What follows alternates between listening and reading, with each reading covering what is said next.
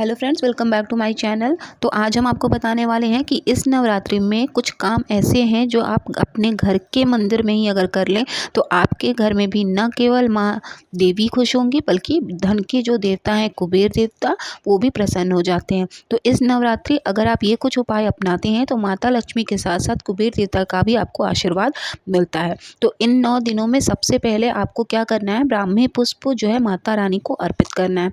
माता रानी को अगर आप ये ब्राह्मी पुष्प अर्पित करते हैं तो जो इन्हें अर्पित करते हैं ऐसे लोगों के जीवन में कभी भी संकट नहीं आता है और इन्हें पैसे से जुड़ी हुई कोई भी परेशानी और समस्या नहीं होती है। इसी के साथ साथ जब आप माता रानी की पूजा करें तो इसमें जब आप उन्हें टीका लगाएं तो टीका लगाने के लिए हल्दी और कुमकुम का घोल तैयार करें और उसी का टीका करें, क्योंकि ऐसा करने से जो परिणाम आपको मिलेंगे वो किस्मत बदल देने वाले होंगे। क्योंकि हल्दी जो है वो कुबेर देवता का सूचक होता है और लाल रंग माता रानी को बहुत पसंद है। तो जो ये दोनों पसंद वाली चीज़ें हैं, अगर आप ये माता रानी के सामने रखते हैं तो दोनों की ही असीम कृपा आपको प्राप्त होती है। और जो माता रानी को आप तिलक लगाएंगे वो और भी ज़्यादा फलदायी होगा।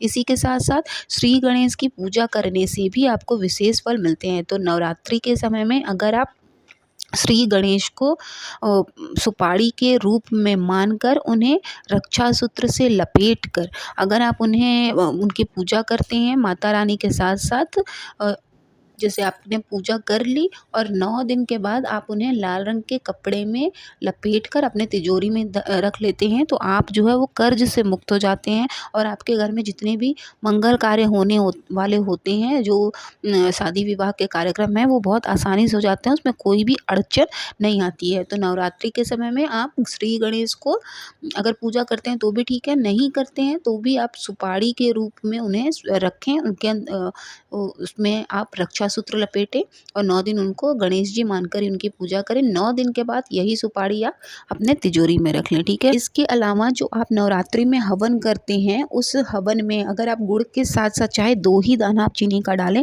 लेकिन अगर आप चीनी की भी आहुति करते हैं तो माता रानी की कृपा असीम हो जाती है। और अगर आपका कर्ज जो रह चुका है आप नहीं दे पा रहे हैं या अगर आप सोच रहे हैं कर्ज लेने की, तो उससे भी आपको छुटकारा मिलता है और माता रानी की आपके ऊपर कृपा होती है। तो आप कर्ज से अगर मुक्ति चाहते हैं तो जब भी आप आहुति दें माँ का ध्यान करते हुए तो हवन में 2 दाना ही चीनी का डालें, लेकिन गुड़ के साथ साथ आप उसमें चीनी भी सम्मिलित करें।